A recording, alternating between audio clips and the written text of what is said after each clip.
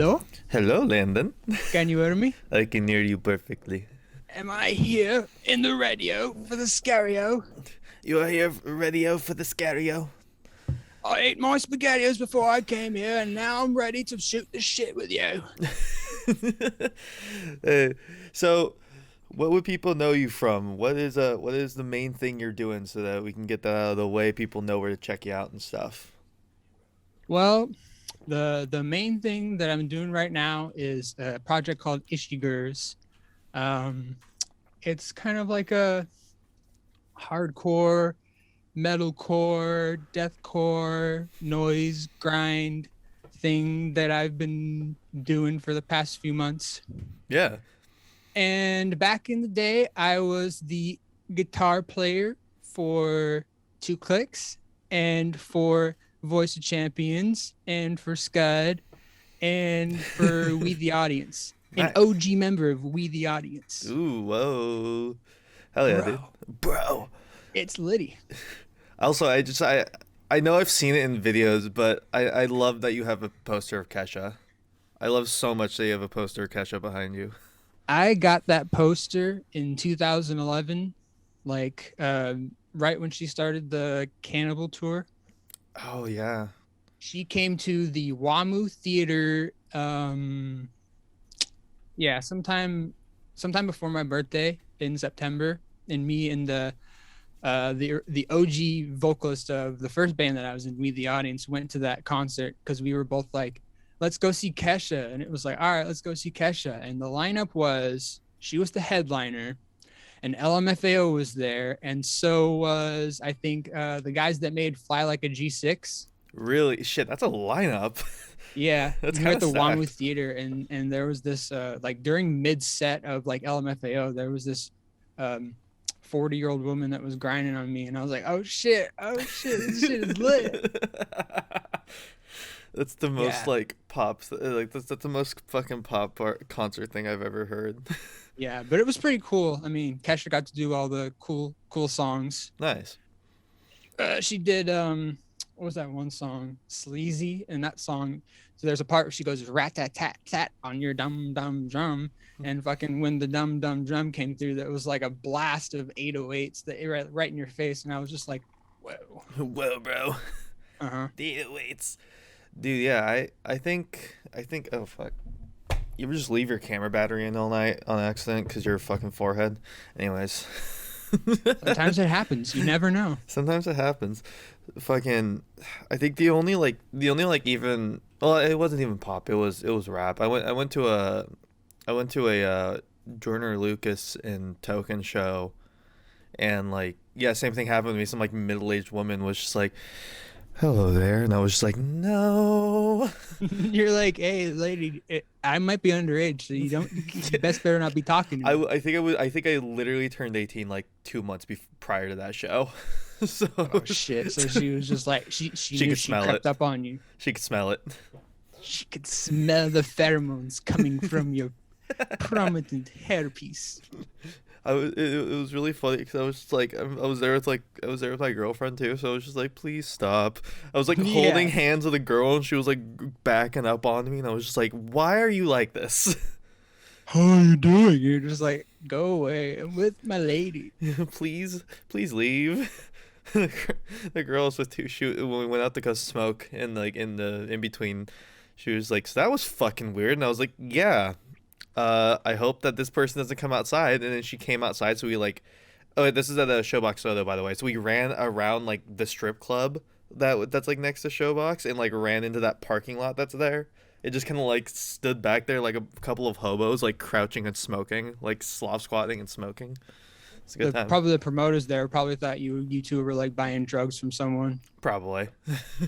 They're like, Just these fucking kids trying to buy their fucking heroin or whatever in the back alley of fucking Soto. Dude, that's the classic for Soto. It's a classic for all of Seattle. It's just you walk in the back alley, you see a drug dealer, and go, "Woo, that's not for me," and you walk to the Hmm. other side. Yeah, it's either a drug dealer or like a homeless person for Seattle. That's true. That's true. Dude, every time I go to Elko, almost every time the squatters that's like underneath the bridge, the I guess like left or right of Elko, it's just every time I walk by, they're like, "Hey, you got to smoke?" And I'm like, "No." And then there's like, "All right," and they just walk away. And I'm like, "All right, good interaction." When did you start going to Elko? My first like Elko show I think was in the beginning of ninth grade. I went to go, and I think that was, what year was that? 2012. That was 2012. Okay. I went to go see, fuck, what was it?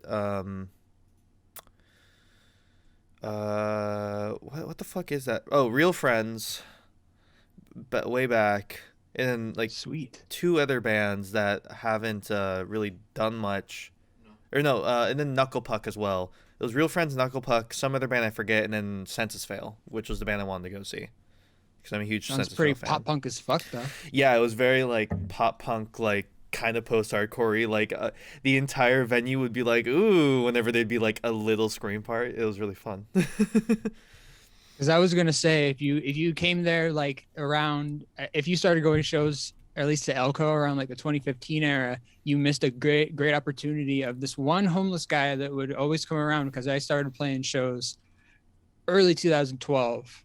That's when I started playing shows, and there would always be this one homeless guy. I don't even know if he was homeless, but he kind of looked the part. Yeah. And what happened was he would come around and walk like as like the venue, like everyone, outside smoking cigarettes and stuff like that. He would come around, and it was like this old guy. Every show that I ever played, every show that I ever went to, there was this old guy who would come around and be like, you guys need pot?" Like, Oh, everyone. you know what? Fuck, I remember that. That happened You to me. remember that guy? Yeah, that happened to me. He's like like an 4 old or 5 tall times. guy. Yeah. No, I remember that specific because almost without fail, almost every show I went to, he just dude just like walked up the line. If it was like an international act and there was like a line outside, he like walked down the line like, "You want pot? No. You want pot? No. You want pot?" And he would just And like that's go the thing, down the line. he would call it pot. He never called it weed or No. like marijuana or anything like that. He'd be like, "You guys need pot?" And we'd always be like, "No." No. And he'd be like, "All right." And he would walk away. Yeah, I remember he walked up to me the first time and like, cause I was like, I wouldn't say I was sheltered, but I was like kind of sheltered in comparison to a lot of friends. So like up until I started going to shows, I never like went anywhere by myself because I was an only child. So like my parents went everywhere with me, and so I went to a show by myself for the first time. And like he walked up and asked me like, "Oh, you want pot?" And that was like the first time I'd ever been like asked if I wanted weed ever. And I was like, I'm good." And he was like, "Okay," and just like walked away. And I remember like my like 13-year-old self was just so fucking scared. Being asked by that guy, fuck. Yeah. My first time was in fucking like middle school. I think it was 8th grade for sure. Some guy was, because when you grow up in that time, you always grow up to be like, "Oh, weed is bad for you, and if you go down this route, weed will make you turn into a homeless devil worshiper or something like that." Yeah, I mean that's how it was. And so in like high school, I got asked to like buy weed, and I mean I didn't tell anyone or anything like that. I just kind of looked around like, "No, please go away. I don't want to die." I'm okay. I value life. Cut to me 1 year later smoking weed, so it doesn't even matter. Yeah. I remember like all throughout high school I was like, "No, man, I'm straight edge except for cigarettes." Like, and then like, and then in junior year I was like, "Nah, you know what? I like to slam vodka. Why not?" and then I didn't smoke anything other than cigarettes until I think I was 19, and I smoked weed for the first time and had a massive panic attack and almost died. And I was like, "Nah, I'm good." And the way I almost died was not from the weed. It was because I was so panicked that I like went and had to sleep in my bathroom.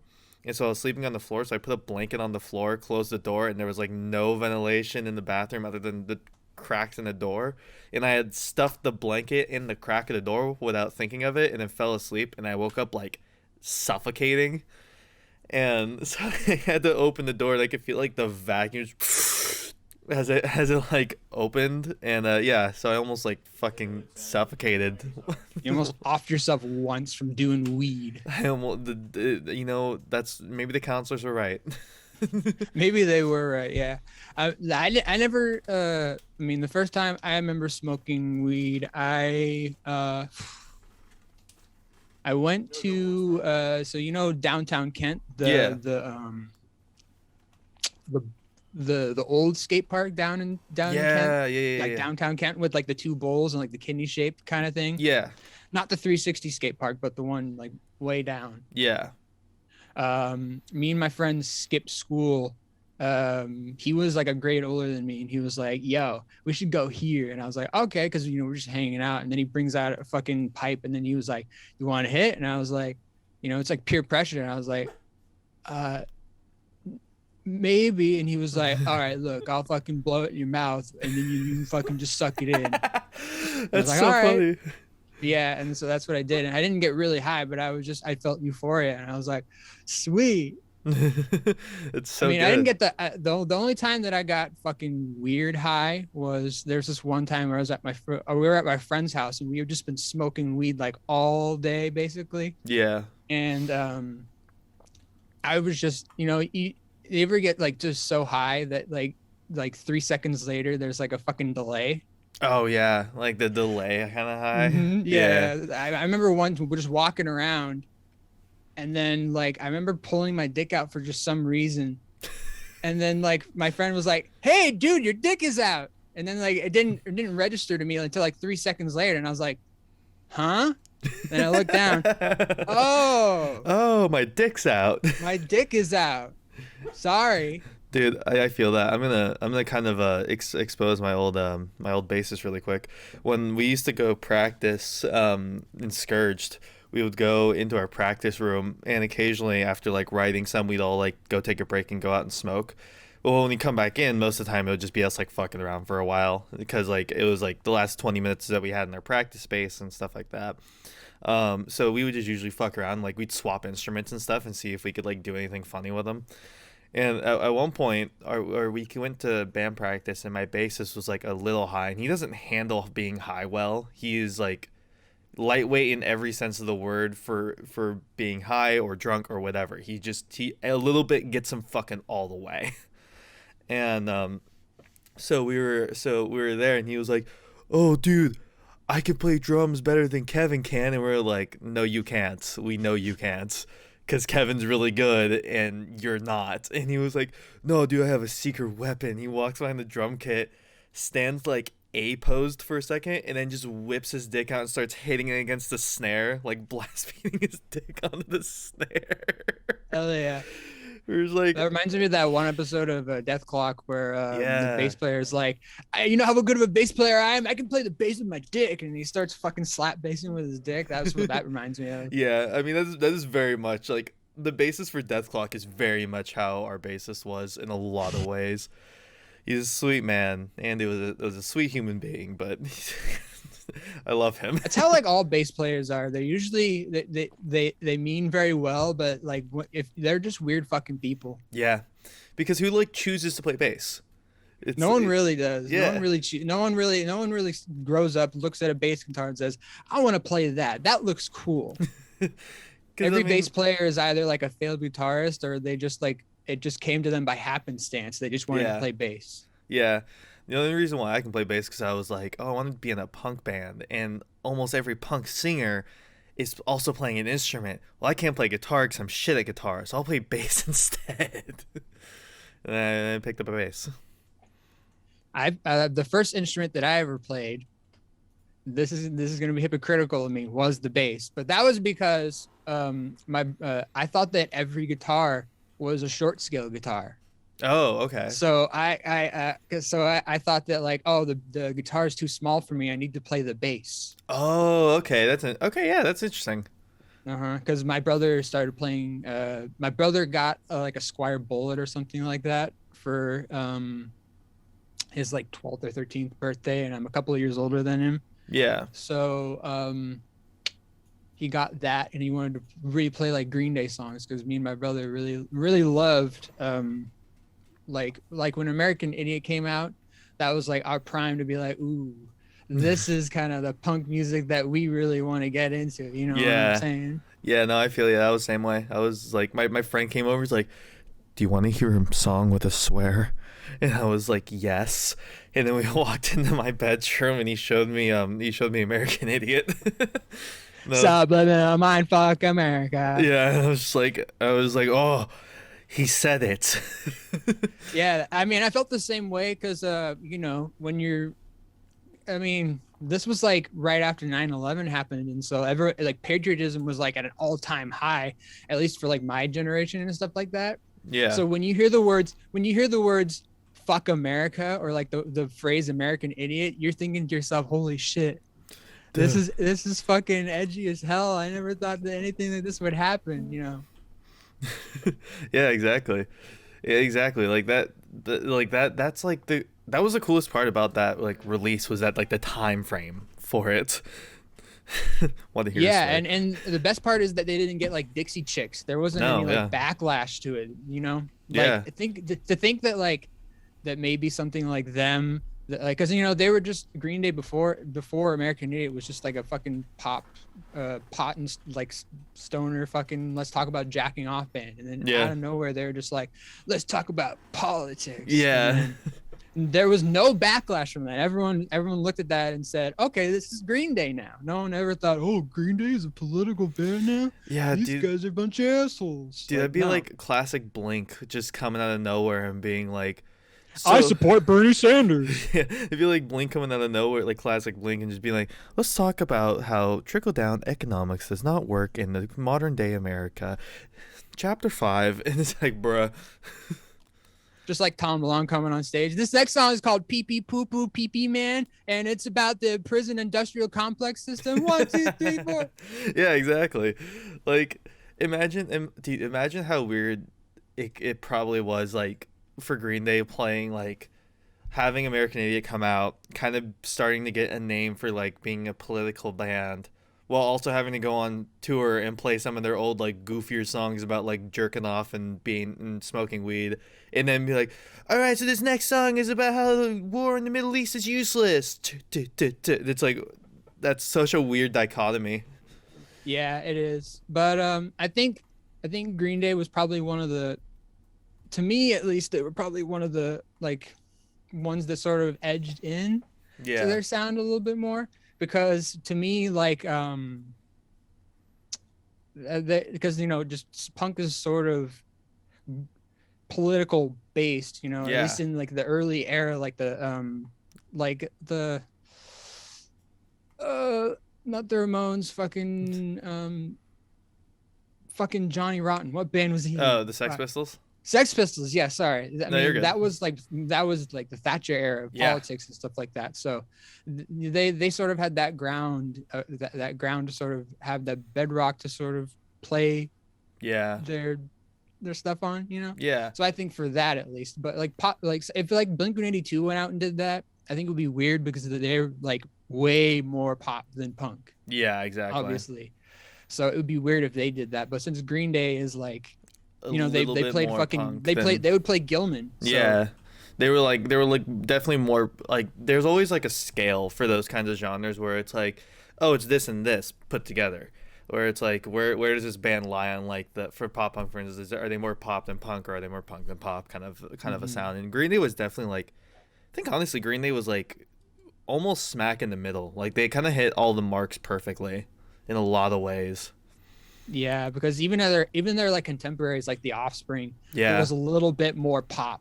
And Yeah. even like sort of the bands that came like before them, even like the Descendants and stuff like that, they were even, I mean, they're a classic punk rock band, Yeah. but like they're obviously like the melodies that they sing and stuff like that is very like poppy. Yeah, it's very pop reminiscent.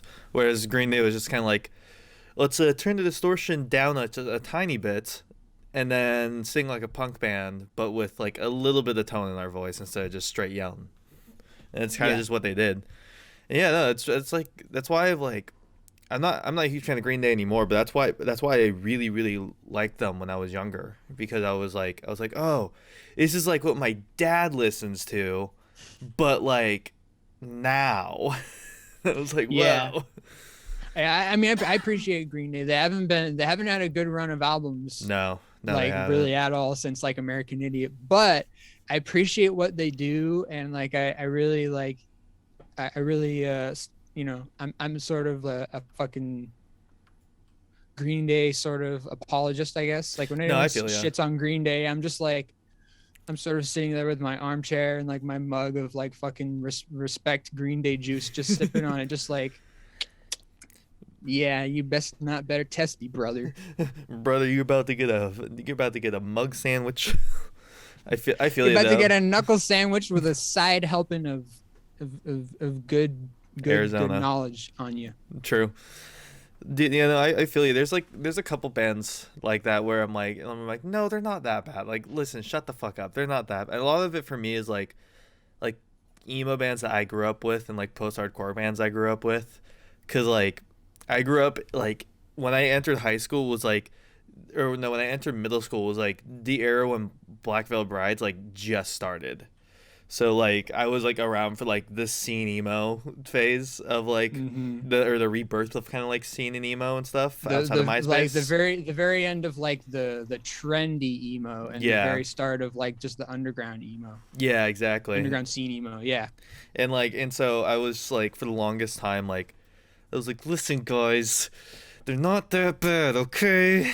Like, I was very much well I was just like I was like, listen, the image is a little much. I understand, but the music is fine.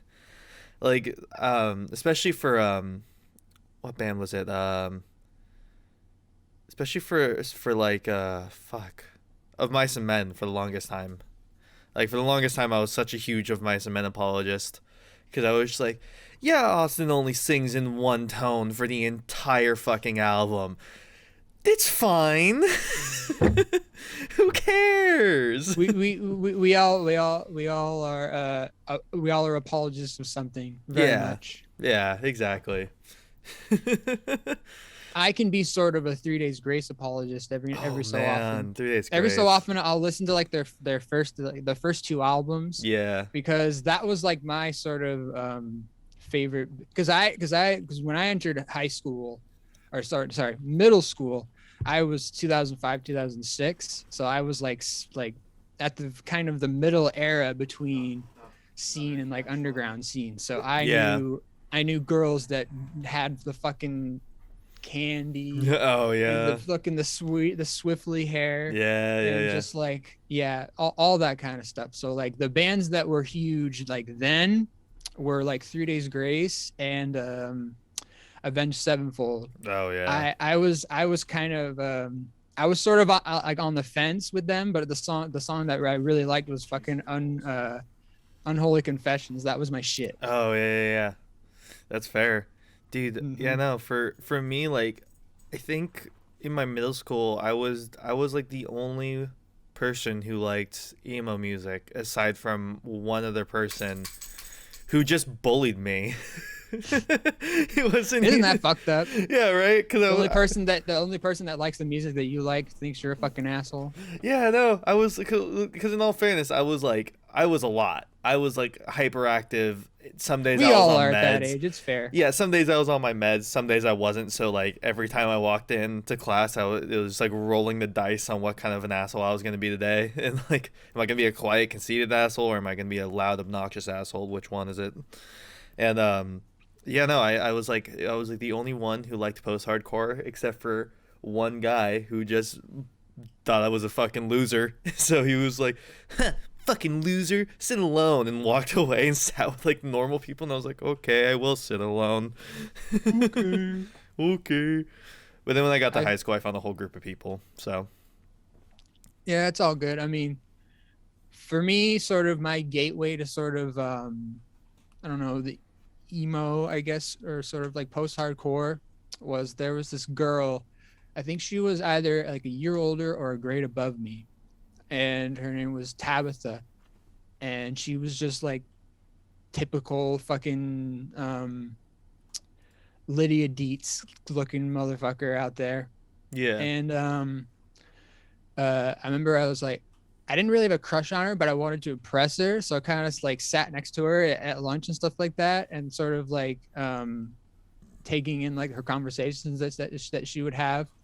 And then one time she brought up Flyleaf, and I was like, "Yeah, Flyleaf was cool." And she was like, "You listen to Flyleaf?" And I was like, Yeah, even though I had no idea what the fuck Flyleaf was. It wasn't until like a couple of years later that I heard like All Around Me and Fully Alive that I was Oh like, yeah. okay, this is pretty cool. Yeah.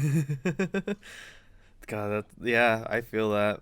I remember, God, I remember with my first my first girlfriend, we, I really like. It was really funny. So we were both sides of like the post-hardcore like emo fence at the time. Was like I really liked Pierce the Veil. She really liked Sleeping with Sirens, and we hated the other one.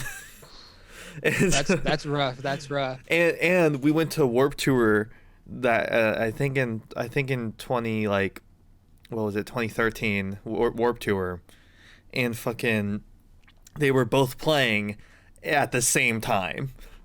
So we got into like like which one are we gonna go see? Heated argument. Yeah, and then we decide like, oh, we're both just gonna go alone because I don't want to go see them and you don't want to go see them, so we're just gonna fucking split for like a half hour and come back. And the thing about both those bands is both of those bands have like huge dedicated fucking fan Yeah. bases. Oh yeah. So like there literally would be like fucking pitchfork wars of fucking who's gonna win, the fucking Yeah. that band's fans or that band's fans. Yeah, no, they were definitely like close to cult leader esque fandom in especially at that point in time. Especially with young girls, but yeah. Yeah. Dude, yeah, no, that time period was like just a war on forums everywhere that was like about emo culture or anything. It was like, oh, I like Pierce the Veil. Well, fuck you then. It's like, whoa, Yeah. whoa, guy. It's a fucking Yeah. emo band, guy. Chill. It's fucking Pierce the Veil. They fucking they don't like stir up cares? shit or do anything else. Yeah, they just put out they songs. They go on tour. They go sleep. Like who fucking, like what the fuck?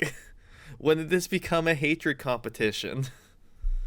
Like It's fan bases, man. It's Yeah. fan bases. fan bases ruin like a lot of things. I feel like a lot of the time. Yeah, I feel like as much as I love Death Grips, I Oh, don't yeah. like Death Grips fans. No, I feel you. I feel you on that. I love Death Grips a lot. They were like the first experimental kind of music I ever heard. I have a huge love for them. Their fans annoy the fuck out of me a lot of the times. Yeah, I mean, I love the memes that come out Yeah. of like either the fans or like Death Grips online. Whenever fucking they Oh, come yeah. online and the memes come of that, it's always just like the most abstract shit you see. Yeah. Like you almost feel cursed. I was gonna say, like, it almost feels cursed. You almost feel cursed looking at the memes. You're always just like, I need to go find like whatever that shit is in Dark Souls that makes you uncursed. I need to go find some humanity real quick. Hold Yeah, up. I need to go find what is it, the sleeping stone or whatever, the thing Oh, that you yeah, get from yeah. the lady locked behind the Yeah. in the when you're going through the gate, and she's like, can you buy us a couple of sodas for me? And I'm just like, I don't need anything from you. And then one day I got cursed, and I was like, oh, I need that from her, even though I don't have any money and I have half my health taken out. Shit. Shit. Yeah, no, yeah. God. Death Grips is like ironically like one of the like of its own kind of bands, but like where 80% of the fans are the exact same hive mind kind of fucking person. And it's Yeah, it does suck because like Death Grips is just this way super forward thinking band, and probably like the band that defined the 2010s, honestly. yeah. And like their fans are just like this like massive like fucking blob of just like of just shit. It reminds me of what's that one novel, it's the Kurt Vonnegut novel, the one where he's abducted by aliens or whatever.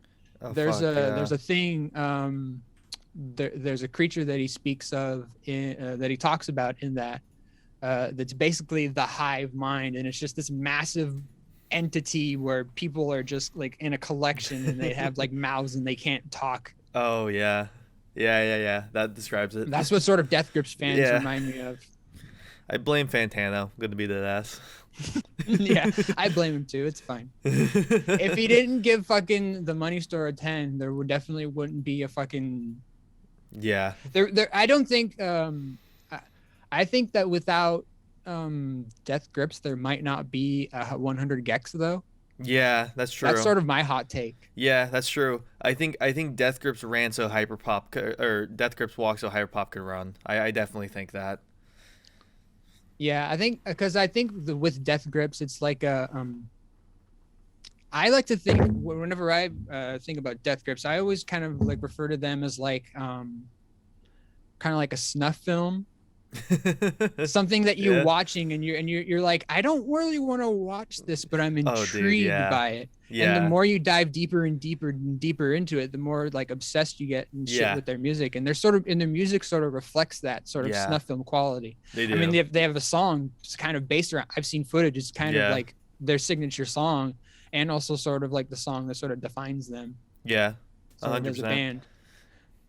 But yeah, no, I think you're definitely right that like without Death Grips, I don't think we get Hyperpop. I don't think we get 100 Gex or like Dorian Electra really. Especially not Dorian Electra Yeah, for sure. for sure. Like, oh, dude, like I love Hyperpop. I've been on a huge Hyperpop kick lately because like I've just been really liking the production a lot. What's the hyperpop the record label that's sort of like what's the one that PC Charlie Music, XCX is on? PC Music, I think. PC Music, yeah, Yeah, PC Music. Um, I think yeah, anything that's probably on their catalog would probably be like considered hyperpop, I guess. yeah. Because I mean, they kind of that like whole collective like AG Cook and Sophie, rest in peace. Like they kind of made R.I.P. Sophie. R.I.P. Sophie. Like they kind of made like what hyperpop is, but like they were like definitely like the first wave of it, but like it didn't like end up coming to like a head until like more recent years. I feel like where it got like the real popularity it deserved, kind of thing. You know what I mean? And I think also like I think in the same way that like Slayer isn't death metal but is like really edgy thrash metal. I Yeah, think that Death Grips is sort of like sort of in that same realm where yeah. they're not hyper pop, but they're just like They can hang really though. they're yeah, they're just sort of the progenitors of whatever that thing is. Yeah, you For know, sure. I 100% think that. Yeah, yeah. No, like death. It's so weird now seeing like 100 gex and like hyperpop in general kind of become like an alternative genre that like I'm seeing that like most people that only like bands start to like. It's really interesting. I like it though. It's good. I think people I think it's always good when people open their ears to more things and more styles of music and stuff like that. More influences. That and like the weirdest people come out of the Death Grips fan, like True. Robert Pattinson is a Death Grips Yeah. fan. Yeah, like what David the Bowie's a fuck? Death Grips fan. Like, like everyone knows that picture of Yeah. Robert Pattinson with all the other celebrities chilling with fucking MC Ride and Yeah. company, and they look so uncomfortable. It's And so and funny. just fucking, I know. And then fucking Robert Pattinson's just like, hey, look, I'm It's chilling just with my friend. And he's like, I don't want to be here. MC Rai looks like he's about 2 seconds away from the biggest existential crisis a man's ever had in his life. Like, Yeah, and we're talking. I mean, he always looks that way, but like especially right yeah. in that fucking Yeah. that sort of microsecond where he realizes, oh shit, I just got my picture taken with Robert Pattinson. Yeah. Dude, yeah, no, like Death Grips has like such a weird cult around it. It has such a weird cult where like you could find almost anyone in like that fan group and it'd be like, yeah, that checks out cuz like sky's the limit at this point. Fuck it. Yeah, Death Grips just sort of it weirdly is insular, but also crosses a lot of boundaries. Like I wouldn't be surprised if like my freaking grandma was a Death Grips fan. Yeah. Yeah. Like it is just that like interesting how they're like so weird and out there with like with songs like fucking he doesn't love you for your whatever the fuck. He loves you for your The second pillowbox song. hat. Yeah. He loves you for your pillowbox hat or whatever the fuck. Like that song and like fucking Piss Piss and Hey Kids and shit like that. Like the weird fucking songs, like the B-side kind of songs But Hmm. like there's so many people who just fucking love them. They have no business having like this much popularity. I'm happy they do though, but they have no business. Yeah, they don't really. They're sort of like they're sort of like Nirvana, where like they Yeah. blew up and like they were like, well, what the fuck do we do? Yeah. Yeah. I remember when I got into Death Grips, it was they said it was after they released I think On the Moon, I think. Yeah, cuz they released Jenny Death second. So they it was after On the Moon and they were like, "Oh, we're breaking up," because they did that all the time. And then my Yeah, they friend do was that all the time. yeah, they're like, "Oh, we're breaking up." And I was like, "Okay." And then my friend like I remember I think there was like someone leaked like one of the tracks off of Jenny Death. Something leaked, I remember, and everyone was like, "Oh my god." And then when Sensations came out, and I remember where me and my friend were in Homer and we like crowded around his computer in the computer lab and just like listened to it and we were just like, "This is music too." It is especially the like I remember seeing the music video for Inanimate Oh, dude, Sensations yeah. and just like fucking being like, why is he in a basketball court and why does he have huge eyes? But like asking those questions is sort of like a redundant statement coming from Death Grips. Yeah. It's sort of like asking like Slayer, like, why are they wearing chains? Like it's just like just Cause they can. because they can. Why the fuck not? It's fucking. That's how And it is. the interview, I think their interview that they did with that one guy who looks like fucking Max Headroom. Oh yeah. That shit is fucking weird as hell. Yeah. The Death Grips in general. Death Grips is so weird, dude. They're so wild. Like I remember my friend met them at one point. He went to their show and like found them outside or some kind of wacky shit. And like I remember he said like as soon as he walked up, like MC Ride turned around and walked the fuck away. That sounds like MC Ride. Yeah, but like Zach and I think Steven, I think that's his name. I might be wrong on that. But they both stayed and they like talked to my friend for like a couple minutes before like having to walk off and find MC Ride. But like yeah, no, he was like it's like yeah, MC Ride like he didn't even look like mad or upset or anything. He just looked scared and then just like walked away. And I was like, yeah, that sounds about right. That sounds about right. Yeah. Have you heard Zach Hill's other band that Yeah. he was in? I think the what's it called? She or something? Yeah, something like that. Yeah, no, I've heard. That band fucking slaps too. Dude, I'm looking true. it up on my Zach on my Hill, phone. Zach Hill in general, just everything that man touches is at least interesting. And Hella was also, no pun intended, hella cool. Yeah. I think I remember my brother showing me a couple of Hella tracks because my brother's a fantastic drummer, and every time he sees like a good drummer, he always sort of puts it on blast and shit like that. And Yeah. So I remember like seeing a couple of things that were just like Zach Hill from Hella, and I'm just like, ooh, Ooh. this guy's good. Ooh, this is like Sex 2. The Sex 3, the Requiem. The Requiem. Yeah, dude. Dude, yeah, no, like they're like what like band do you think really opened your eyes to like playing music? Like what band like inspired you to be like, I want to try that? I would probably say, I guess Green Day. That's For fair. sure. Yeah, I that's mean, fair. the band that sort of got me into sort of quote unquote heavy music Yeah. was Linkin Park. I mean, I remember hearing In the End for the first time in my basement, and I was just like, I didn't even know music like this could exist. Yeah. Because at that point, I mean, it was like what 2001, I think, and it was on because this is right when Linkin Park started getting playing on like popular radio. They weren't just like in the metal or like in the rock or alternative Yeah. stations anymore. They were getting like popular Yeah, they were getting plays. plays for days. And Yeah. fucking, I just remember hearing In the End in my basement and going, holy shit, I didn't even know music like this could fucking exist. So Yeah. it blew my mind for sure. Yeah. I think for me it would either be Census Fail. Well, yeah, it was kind of Census Fail, yeah, because I remember hearing Buddy Nielsen scream, and I was in Let It Unfold You, and Still Searching, and I was like, oh my god, that's amazing. I want to sound like that. That's sick. And Mm-hmm. then I started like in middle school cringily trying, and then slowly and slowly getting like at least a little bit more able to be stood. And then like I remember in ninth grade I heard The Cleansing by Suicide Silence, and I was like, this is what I want. Yeah. And from then on I was like, fuck screaming high. I want to scream low. You need those gutturals, bro. Yeah. I want the Very understandable. The first time I think I ever heard gutturals was probably maybe a death metal.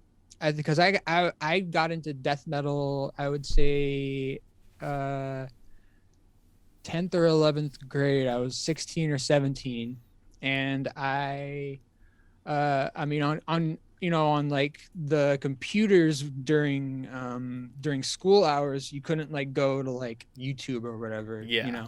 So what I would do is I would go on like either Pandora or Yahoo Music, Yeah, same. I went to and Pandora. I would just type in like metal, and and I got to hear all the popular metal songs I got to play. And then one day out of nowhere, Cannibal Corpse song came on, Hammer Oh, Smash yep. Face, and I was Yep. like, what the hell is this? And then I got a huge Cannibal Corpse fix, and I remember typing in my into the Pandora just death metal or even like Cannibal Corpse, and I just got blasted with all this fucking music. I mean, Yeah. that's where I first got to hear like Nile and like Oh, 6 dude, Feet yeah. Under and Suffocation Yeah. for sure. All just all a whole bunch of fucking death metal bands that Yeah. I mean, that's where sort of my heavy I mean, I was very much into like like Linkin Park, 3 Days Grace, sort of Yeah. that kind of ilk Yeah. starting out. And then like right when I heard death metal, I was like, I need this in my life. This is my shit. I had the same anything thing. anything that's sort of death metal related, anything with fucking blast beats or just gutturals, I was just sort of drawn to Yeah, I feel you. for sure. Well, I remember the first band I ever like went anywhere with, because I'd been in like 3 bands before that, but we never played shows because we would like get together, write like 3 songs, realize they suck, and break up, kind of a thing. Yeah. And then but then I was in one band, and we were like a mellow death band, and like we played like a fuck ton of shows, and we played one show which we had no fucking business playing. It was for Dismembering Mary's like EP release show, and it was like Dismembering Mary, Vultures Above Us. I forget who the second band was, and then Sinners and Saviors, like all core. Everything was core, except Super for us. We were like a mellow death band opening this like core show. If at there the was Real anything Art. more core, your fucking abs would be fucking ripped as shit if you were more core. Exactly. Like, and then we just like walk out as like the fucking like little mellow death band. We're like the youngest ones there by far as well, because this is like as I turned 18, the rest of my bandmates were probably like 16, 17. So like we like walked up, and I was just like, all right, and we just start like playing, and like nobody gives a fuck. It's like Real Art's like sold out too. Like it was like really packed for some reason. I mean, Dismembering Mary was popular, so I guess that's why. But like Yeah. yeah, no, it was like packed, and like we just I could hear the just like, when's this band gonna stop playing again? Like I could just fucking hear like You could feel it in the room. Yeah, Of just like, like, all right, nobody gave a we fuck. gotta go. We gotta finish up our set. that's why it was like they were like, I remember after like this our second or third song, our guitarist like walked in and was like, you should talk more, and I'm like, fuck no, we're finishing our set. Nobody gives a fuck. Yeah. Like, nobody cares. We need to finish. Two Clicks has had one set like that, and it was in Bremerton at the Charleston, and it was just basically just like the end of the tour, or no, I think it was the beginning, like a beginning of the tour show. Yeah. So it was basically a bunch of it was just the bands were the audience. Oh yeah, one of those shows. I think we got like asked on to play maybe first or second, I believe, and just like everyone there. I mean, it's not like no one was there to like, no one was like, we were all friends and stuff like that. Yeah. But like after every song, there was kind of just like a couple of claps and stuff like that, and we were just like, All right, it's this kind Cool. of night. I understand. I got you. First Dude, night of tour. dude, we went to what, right, because that band, the Mellow Death one, rebranded and Discouraged, and we like lost half our members and rebranded and Discouraged, and that's how we became like the deathcore hardcore kind of mix. But when we rebranded, we didn't tell anybody. We were like really secretive about it. We didn't tell anybody. We wrote all new songs. We like switched our guitarist to bass because he wanted to play bass instead. And then we had our main guitarist and replaced our drummer with somebody else. And then like we didn't tell anybody about any of this. And then we except for the name change, but we just didn't say like what we were about or what we sounded like or didn't show anybody or anything like that. And then we got asked to play with some like good friends from the death metal community like Vesuvian and who the fuck else? It was like Vesuvian, Method 13, and like that sort of like group of like kind of more metal acts instead of core acts. Yeah. And they were like, "Hey, we're gonna go play in the Tri Cities. Do you guys want to come with us?" And we were like, "Yeah, sure, fuck it, why not? This will be the first show. It's better than doing it in like the middle of Seattle at a packed venue and then realizing, wow, we are bad at doing this live, you know." So we drive all the way out there, and the promoter's like super like, no, we have like a bunch of guarantees. People have bought like pre-sales from us and stuff like that. Like, no, you guys are good. You guys should be getting like a decent crowd, like not a big crowd, probably smaller than what you're used to in Seattle, but like it's a pretty decent crowd. And we're like, cool, that's weird since we're all Seattle local bands, but cool. We show up, that was not the case.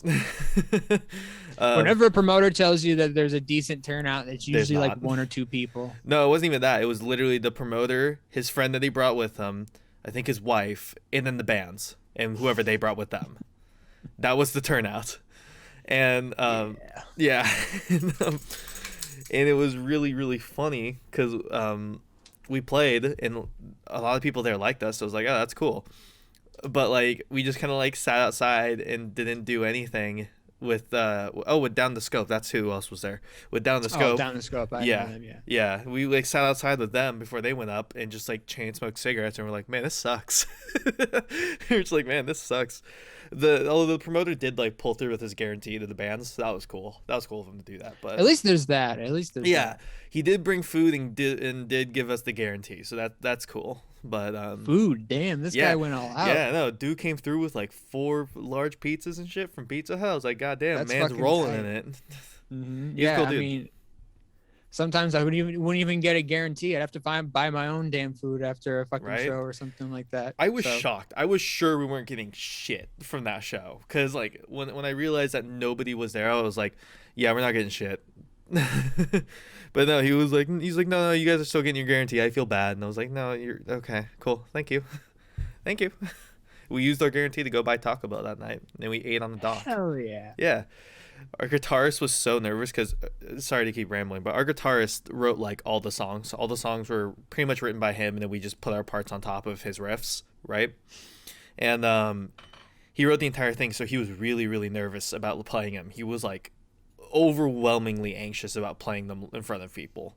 And so he was so freaked out he like didn't sleep the night before the show. He like couldn't eat the day before, day of. Like he was fucking like zooted, like just gone. And he was Had just like the fucking 1,000-yard stare. yeah. He was just like fucking terrified. And we put on a decent show. People liked the songs. He was really relieved. We like immediately as soon as the show was over, left, got Taco Bell. He got 2 of the 12 like Doritos Locos 12-pack thing that they used to do of like Doritos Locos tacos like a Oh, couple you years mean ago. like the 12-pack of like the tacos and Yeah, shit? yeah. He bought 2 of those, ate them both, and then fell asleep in the hotel room like immediately. He was just like, I need to fucking eat because my body is exhausted. Yeah. I love that man. I love him so much. He's such a good boy. I've never gotten that nervous, but I mean, the first time I ever played was this is actually this is pretty funny because the first time I ever played like a show like in general, not like just high school Yeah. or anything like that in front of like my family or anything like that, like at a show where I got paid and stuff like that. Yeah. It was the first band that I was in with the audience. It was with my brother, and we played at Studio 7 and this was like January 2012. So it was the show was Smash Fest 2, I believe. It was the second Smash Fest because the first one was at like a church in like White Center or something like that. God, we don't have church shows anymore, do we? Really? Yeah, Smash Fest. No, I just mean like church shows. We don't see church shows that much anymore, do we? Oh no, it's because well, we're Yeah. devil music. Yeah, so that's true. That's all the, true. all the that sort of the bands that were in Smash Fest 1 were sort of Christian metal, That's true, sort of yeah. adjacent, sort of Yeah. kind of like that. That's why they got invited to play at the church. Yeah. Okay. Anyways, Anyway, Smash sorry. Fest 2, Smash Fest 2. So we were the headliners, even though it was our first show, just Oh, because God. it was because our bass player was the one who made Smash Fest 1, so he just made okay. Smash Fest 2 and was like, yeah, we're gonna bring a bunch of our band's friends along and we're gonna play. But the biggest baller shit that was that night was because, do you know the band Numbers? I don't know. I feel like They're I've like heard that a- name. They're like a progressive hardcore metalcore band. I think they're from like Portland, Oregon or something like that. I think so. I think I've heard of them. That They're sounds like familiar. a 3-piece, and like they're like a three or 4-piece, and the vocalist plays like piano, and like they have like guitar player, bass player, Yeah, and drummer. I think I have heard of them, or at least heard some music by them. I think because the Okay. piano sounds familiar. I think I'm not 100%, though, but yeah. So, they played before us, and they were like this, like the fucking vocalist would play beautiful harmonies. He would sing beautiful harmonies while playing like these beautiful arpeggios and shit like that. And then like immediately after them comes a band that's played like their first show, and like we fucked up all the time. Like it was the biggest baller move that I've ever seen in my whole entire life. I didn't even recognize it as a baller move until like 5 years later, where I was just like, oh shit. Like the band that played before us was like leagues above like Oh, our yeah. talent level. Like our ceiling of talent level was like the earth, and then their ceiling of talent was like the fucking to the moon. Oh yeah. So that's why it was just so fucking, yeah. That show was pretty funny. It Yeah. was pretty funny because we fucked up constantly, and I got so mad that I threw my guitar off the stage. I took my guitar and I just threw it, like where the loading is or the loading is in Studio 7. I Yeah. threw it there Oh over my my God. brother's head, over everyone else's head, and like my vocalist like turned around and was like, "Did something get thrown at us?" And I was like, "Yeah, it was my guitar." It That's almost hit this awesome. one dude who was, I think he wasn't working security, but I think he was one of the guys in the bands, and he was like, "Hey, is this your guitar?" And I was like, "Yeah." And he's like, "This thing got thrown by my feet." And I was like, "Oh yeah, because I threw it." And he's like, "Shit, man, that's tight." Yeah. I love metal musicians when shit like that happens. They're just like, shit, that's time, brother. Yeah. I think they see you do fucked up shit, and they're just like, "That's pretty sweet." yeah, like I have a story similar to that too. One time, I would think it was we the audience's like 6th or 7th show that we ever played. It was at El Corazon, and we were the opener. And like during the the audience time, we just like no one would like really get along because Yeah. everyone was irritated fucking cigarette and weed smokers still in high school, yeah, trying to figure out their emotions and shit like that. yeah, But we would always fight with like the because we had a clean vocalist and a dirty vocalist. Oh, yeah, and they would always butt heads of like, "No, I scream this part. No, I sing this part." So Oh, it was yeah. just that kind of bullshit pre-show. And we get to the show and we play our set, and like we play kind of all of our parts sort of like wrong, just because yeah, it's it is what it is. yeah. And so I just got so mad that I just because the guitar that I had was my friend's guitar. So I took the guitar and I just smashed it on stage. I just smashed it to fucking hell and back. And I was just like, fuck it. And there were people in the crowd sort of clapping like, "Woo, yay." And then, so what happened is the band that comes up after us is Navigator. Oh, And Jared from Crime Wave, he comes up to me Oh no, it's Jared of Crime Wave, I should say, not from Jared Yeah. of Crime Wave. He comes up to me, and he sees my guitar, and he's like, "Can I take this?" And I was like, "Yeah, you can take it." And so he just takes the fucking mangled guitar with the broken ass strings on it, and he just takes it back to like his car or something like that. That's I was so just like, good. "Oh." Yeah, I was like, "Oh, sweet, someone wants a fucking broken ass guitar. That's cool." That's cool. Yeah, no, I remember when I was when we were in Scourge, we played a studio. We opened for Dying Fetus, Dire as Murder, Enterprise Earth, and Rivers of Nile, I think. And Sick. yeah, it was a cool show. It was really cool. And like I remember when we were on stage, like we had this one like big old breakdown part. And so I like it was like really it's like a really dramatic song too. So like I just got down on stage and like hit the stage or something. And it actually like cracked the stage. I fucking broke it like a little bit. It like went inwards a little bit and I was just like, oh. Whoops. Because we were at Studio 7 too, so I was just like, oh no, oh. That floor at Studio 7 is really wobbly. Yeah, it's not well done. Uh-huh. It's like Like a the lot the of one at the plywood. one at Elko is pretty stable, Yeah. but the one at fucking Studio 7 was not. I was always afraid that I was like, if I was gonna do like those jump the fuck up parts, I was afraid that I was gonna fucking get caved in. Yeah. Just go And straight just through. fucking jump in, and then all of a sudden like, Just fuck. yeah. The only like speaking of like show accidents, the biggest show accident my band had is back when we were a melodeath band. We were playing at the Real Art. I think it might have been that. No, it was a different show. We were playing the Real Art, and the drum amp just straight up caught on fire for no reason. Caught on fire. Yeah, like Oh shit. I remember like I like turned around. It was like right as the song ended, I turned around, and we started like the next song because we had like a set list planned out when I would talk and when I went. These songs flowed really well together, so we just played them together, and so we started, and my drummer was like trying to like was like looking at me like bro, and like trying to do this while like drumming, and I was like, what the fuck are you talking about, weirdo? All right, whatever. And I would like, turn around, and started singing or whatever, and then after that. After that song, I turn back around and there's like I see like a little bit of orange in the amp, and I'm like, oh, that's weird. And I was like, what? And he's like, bro, it's on fire. And I was like, oh, and so I just like into the mic, I was like, Oh. I was like, Not like, oh my god. Just, oh. oh, Now yeah. I get it. Yeah, I just like into the mic, I was just like, hey, I think the drum amp's on fire. And I just hear nothing, and I just see like a flashlight, and then just like moving through a crowd. And just looked at it and went, yep, and then just grabbed it and took it outside.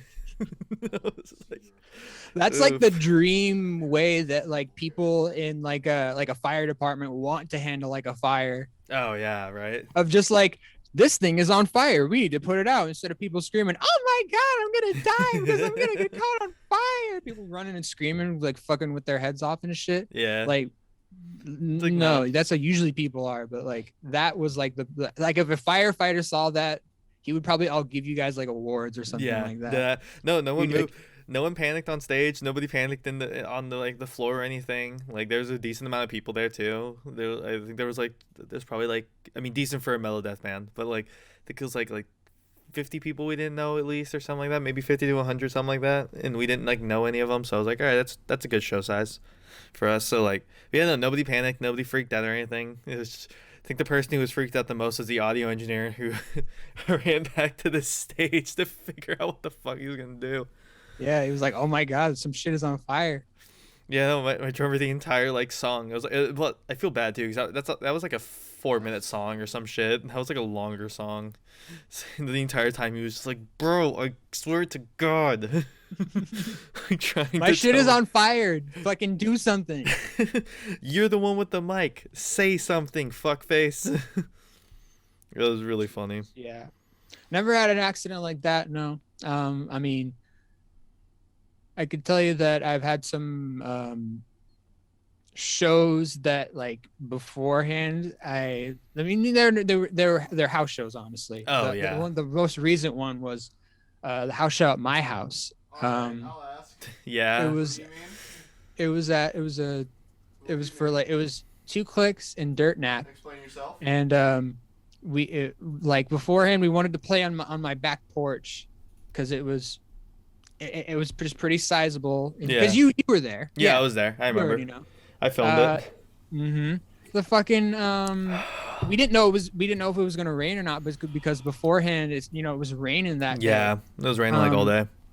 And so Nick and maybe like a couple of other people went to like Home Depot to go buy like stuff to cover up the thing. So that's where all those camo sheets came from. Oh yeah. And that was just a fucking a thing and a half, because we had to set it all up, and then like the rest of the night it didn't rain at all. So we were just like, well, fuck. Not only did it not rain, but that shit got like torn down by the end of the night because of people like back swinging and hitting it and then pulling it down. Oh yeah. Mm-hmm. People were just swinging, and they didn't realize how low the ceiling was. The ceiling. The ceiling. It was really funny, but and I'm also glad that my deck didn't get fucked up. Yeah, I was kind of surprised. Yeah, I was surprised that your deck didn't get fucked up, if I'm being honest. Because everyone there was going ape shit, and fucking everyone there was just pulling out all the fucking stops. All the crew guys were there. All the fucking everyone was there and shit like that. And I'm surprised no one got either like jumped or fucked up. I just remember like walking over, and I forgot who it was. God, I forgot who it was. But someone was like sitting there holding their nose, and I was like, "Yo, you good, man?" He just goes like, "I broke my fucking nose, I think, man, but I'm too drunk to tell." Was it Micah? It might have been Micah. No, you know what? It was Micah. I'm pretty sure it was Micah. Because I remember Micah got fucked up at that show. Because I remember him. I know he got like fucked up like a couple of times. During that show, and everyone was like, "Mike, are you okay?" And he's like, "Yeah, I'm drunk and I'm fucked up." So. But that's Micah though. Yeah, that is Micah. It was great though, because I got a good shot of him like in like a lawn chair, like all the way reclined, just going like.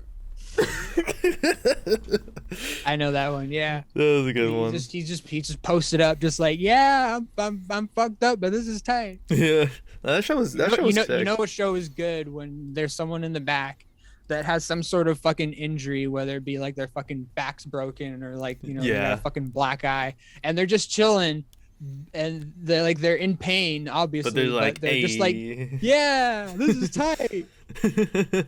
That's like that to me. That's like every good show. Yeah, I feel that.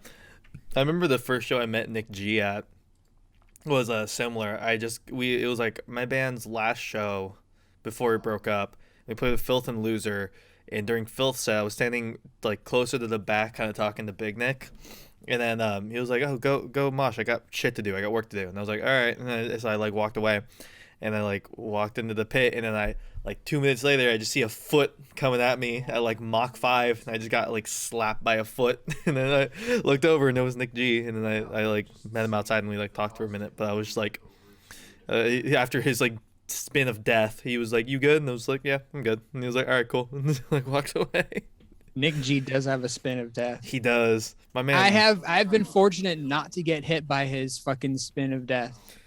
Yeah, no, it hurt, but it wasn't like, because I've also been hit by Big Nick's, by Big Nick when he goes in, and that one fucking hurted.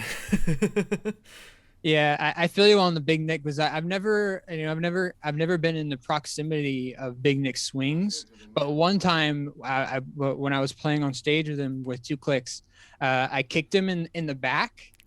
Like I sort of like kicked him in the back, and I was just like smiling, and he fucking came up to me and just punched me in the back of the head, and like my vision went white for like a good 2 seconds, and I was like, whoo. And this was like mid set too. Oh god. And then like right after he hit me, he was like, "Are you good?" And I'm like, "Yeah, I can't really see for like a couple seconds, but I'm good." And then after the show, he was like, "Dude, I punched you so hard." And I was like, "Yeah, I know." Yeah, though, I think the only other time I've been hit like really, really hard was at one show, and I think it was a CYC guy. Like I think I accidentally like back swung into him because I wasn't paying attention to where I was.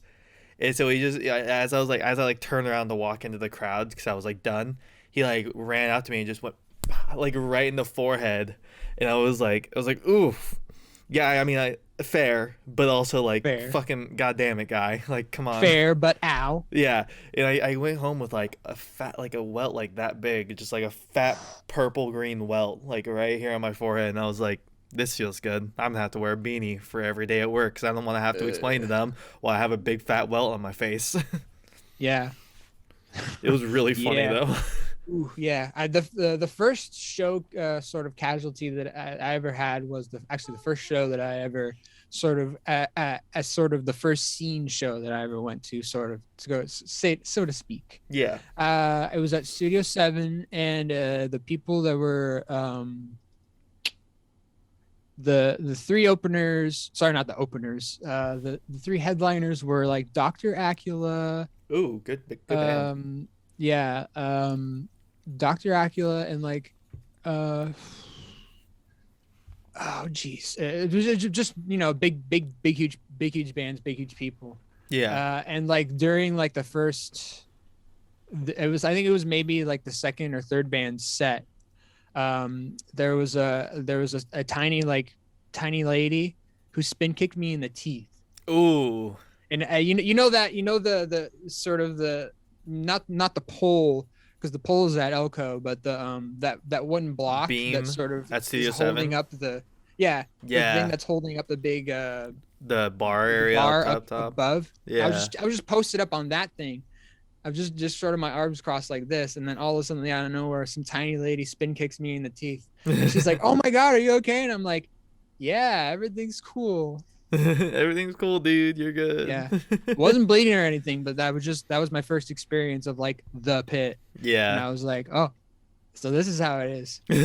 I think for me, I think the first injury I got in like a pit was the first major injury, I guess, because like I gotten hit like a couple times here or there, or like I've fallen a couple times here or there or whatever, but nothing like big. Nothing major. Yeah, nothing major. But the first time like something actually happened to me was I think I went to go see Ghost Main, and because people were pitting there, which was weird. Now, but I was like, okay, cool, people are pitting.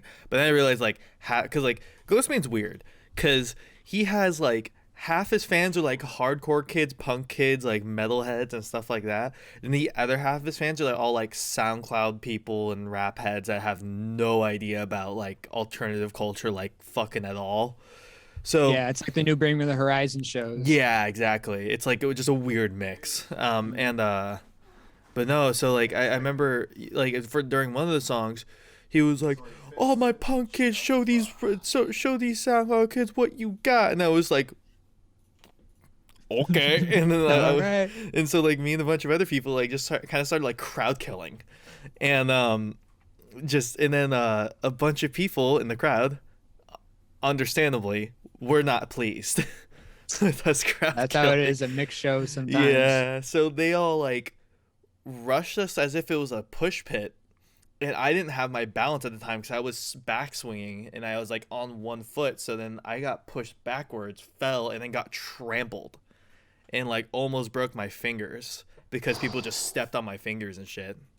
And I think people like just stepped on my stomach, and once I got up finally, because I think Kevin, my drummer, got me up. But once I got up, I was like, yo, I'll be right back, and I walked to the bathroom and like puked in the Studio 7 bathroom because I just got like hit in the stomach so much that I was just like, Understandable, yeah. yeah. But I think that was the biggest injury. They're not the biggest, but that was like the first big one I got at a show. You look like Squidward from Band Geeks.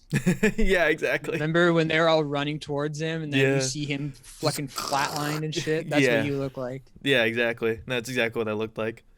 That show, like, we almost got into so many fights at that show, me and Kevin. People kept because we kept kind of pit enforcing, because like none of the security, there was like one security guard for the entire floor, which was like ridiculous, and he had to also like be up by the stage, so nobody ran up on stage because there was no barrier. But like so we were just kind of sitting there like making sure nobody got hurt in the pit. But every time we would like pick somebody up, they would just shove us like really hard. and like try to fight us, and we're like, bro, what the fuck is wrong with you? Are you a fucking forehead? Like, Yeah, dude. you good, homie? Like, I'm just trying to help you up so you don't get fucking trampled. Yeah. Mixed shows are weird. Mixed shows are pretty funny. The funniest mixed show that I ever went to, maybe not even mixed show, but it was sort of hardcore kids going to it was like all hardcore kids, and they went to Tiger's Jaw. Oh man. So what had happened was, Tiger's Jaw plays like these, really twee sort of songs and stuff like that, but there'd be people stage diving and shit. And it was so funny because one time someone was stage diving, and they accidentally unplugged the keyboard player's fucking keyboard. Oh no. So like mid set, she was just playing the keyboard, and then all of a sudden out of nowhere, and she was like wondering what the fuck was happening, and then she like found the fucking thing and plugged it back in, and she had to wait like half a second for her fucking keyboard to come back on. That's so funny though. I love that. Every time I think of that, I'm just like, oh shit, that's why you don't fucking stage dive at most other shows. Yeah, you can stage dive at fucking hardcore punk shows because all of their fucking gears behind them, Yeah, exactly. Gears right in front of you. It's kind of hard, yeah. Yeah. Yeah. That's probably the funniest one that I've known. It's Tiger's Jaw. All those fucking, sad boys were there. Yeah. It was a thing. It was a thing. For sure. Well, we have come to the end of the podcast. I don't think I ever said the name of the podcast, but whatever. Fuck it. People know what it is. It's the Wiretap. Thank you for coming. The Wiretap. We have tapped the wire. I gotta say something before we exit out. Maybe to sort of round this out. I gotta say your channel is very underrated. I gotta say for certain. You have so many underviews for all the shit that you do. Like people, the things that you should be pulling out at least like a few thousand subscribers.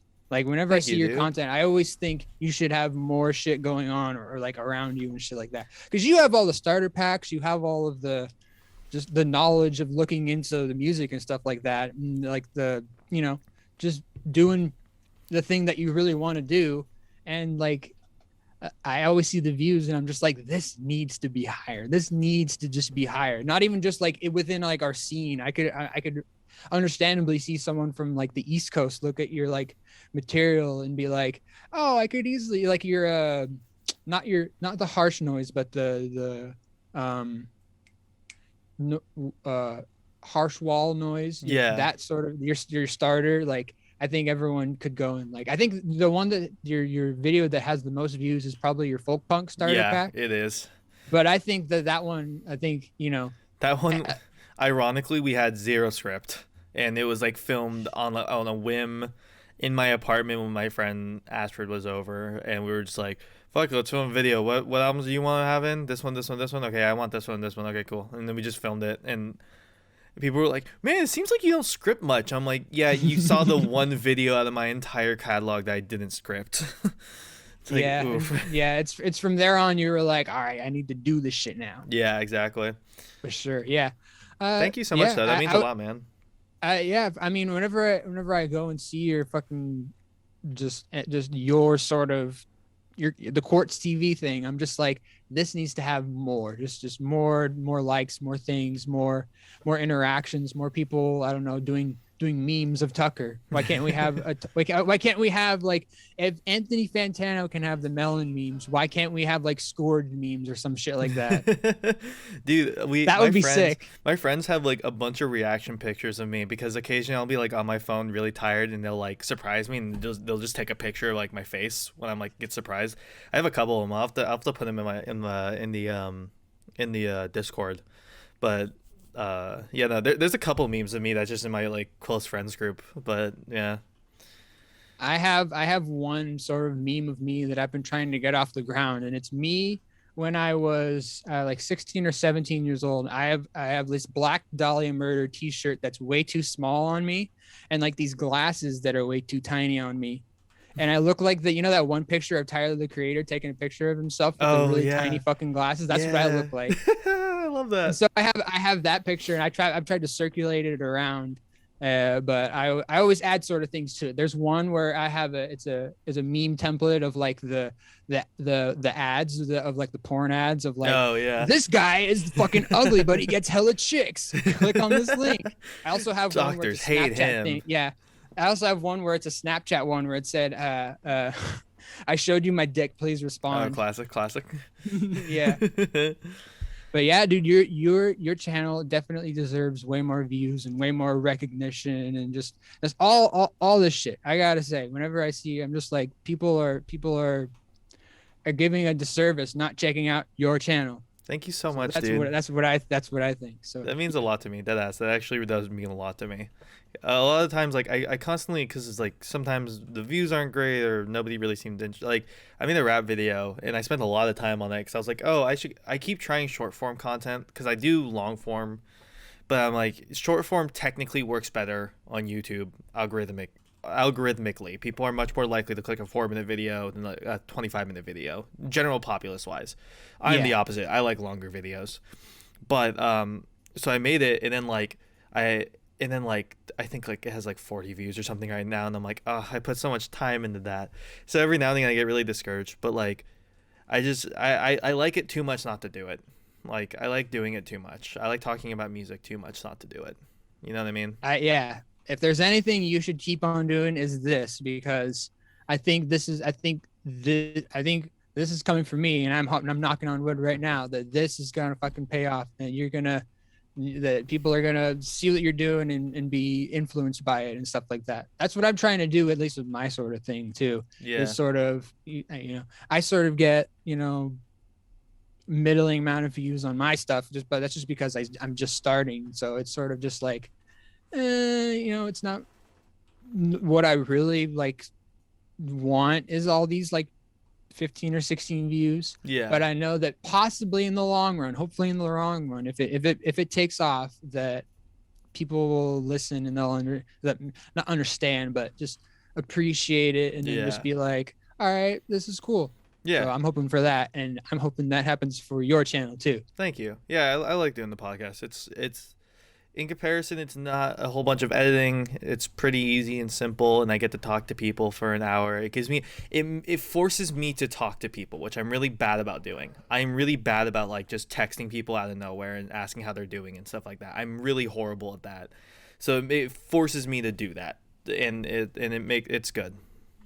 Yeah, I'm the same way. I'm not a really good speaker, but if I'm with someone and stuff like that, then that's good. But your channel's also good because you're not like, it's not like you're like interviewing, like it's not like you're like a Brian Stars where you're just coming up to like, what would be your porn star name? Where you're coming up to like big huge people and interviewing them and just like doing a couple of things, and they're like, what are you doing with your life? Like, it's not that. You're just shooting shit with your friends for like right now, and I think that's really fucking cool. Like the one that I recently saw was the one that you did with Alex. Oh yeah, that one was so fun. Alex is cool, and I like that one because it went on a ton of things with music and stuff like that, and I was like, Alex is a cool guy. And also the one that you did with the one that you did recently, I forgot her name. Sarah. Piss her off. Sarah, yeah. I have a fucking brick wall with names sometimes. So no, I feel it's not that I don't remember her. It's just that I have a brick wall with names. So. With names. But yeah, with Sarah, and I was just like, that's cool. Yeah, I like doing it. It's really fun, and plus, it's just fun. It's just fun, and it's nice to be able to talk to people and like get in their head about music and like really find out like how people think about music and like what their process for thinking about music, whether making it or listening to it or whatever it is. It's fun.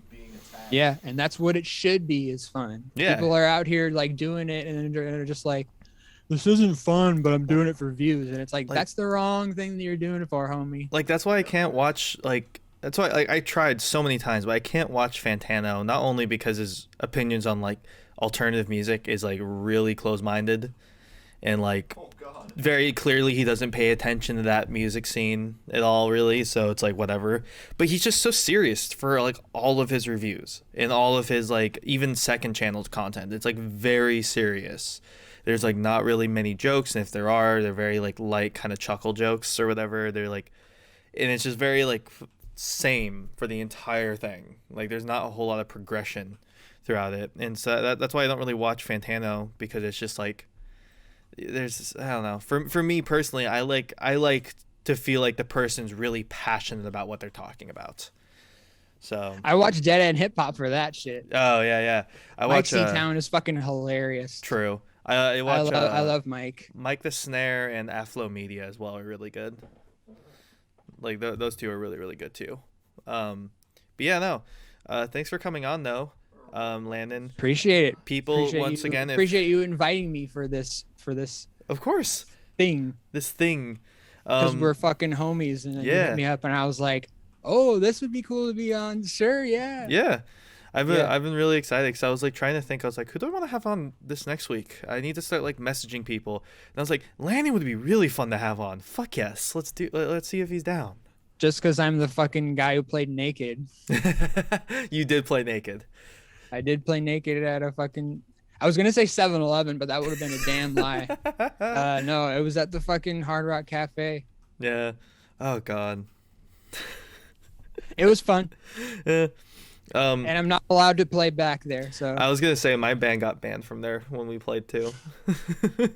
Well, for here's the thing, we say we think they're like, oh, you know, it's kind of bad, but then it's just like, it's Hard Rock Cafe. They're like the Applebee's of like music, so it's fine. Yeah, it's like whatever.